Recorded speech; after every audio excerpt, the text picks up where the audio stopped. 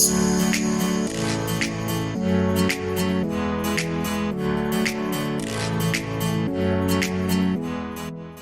maio de 1932, na cidade de São Paulo, Luiz Gomes da Silva fundou a primeira juventude espírita do Brasil, que à época foi chamada de União de Juventude Espírita.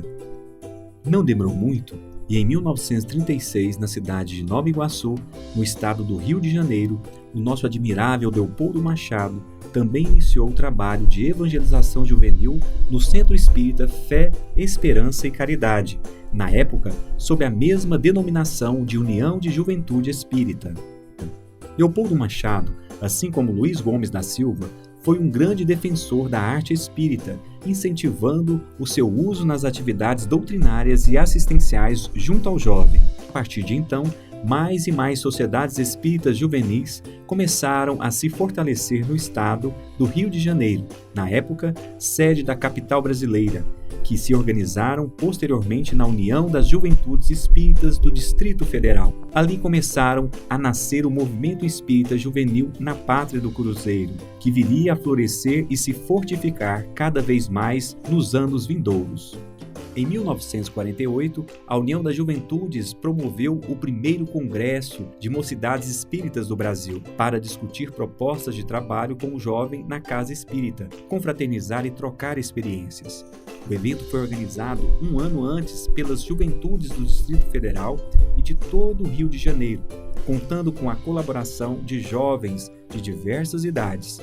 Ao todo, participaram 140 mocidades espíritas de todo o país, somando 300 participantes do Rio e de outros estados do Brasil: Sergipe, Pará, Minas Gerais, São Paulo e Pernambuco. O congresso foi o prenúncio do que viria no ano seguinte.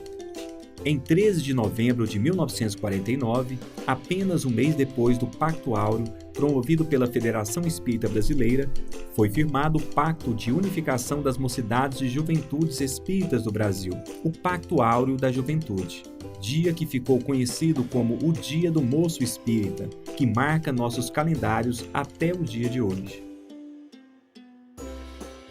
Estava assim irreversivelmente configurado o movimento espírita jovem no Brasil, tendo à frente a Federação Espírita Brasileira, a Casa de Ismael, trazendo significativas mudanças no trabalho de evangelização infanto-juvenil e na integração do jovem na casa espírita. Naquele tempo, as mocidades espíritas funcionavam à parte das atividades do centro espírita. Então, o ato de unificação criou o Departamento de Infância e Juventude nas instituições espíritas. Além disso, foi adotada uma metodologia de estudo sistematizado para os jovens, o que foi uma contribuição do professor José Jorge, que à época já havia editado alguns livros para o estudo do Evangelho e de noções básicas de Espiritismo, voltados especialmente para a juventude. Desse esforçoso investimento da espiritualidade em impulsionar as atividades juvenis, no movimento espírita foram surgindo congressos, encontros e propostas de trabalho.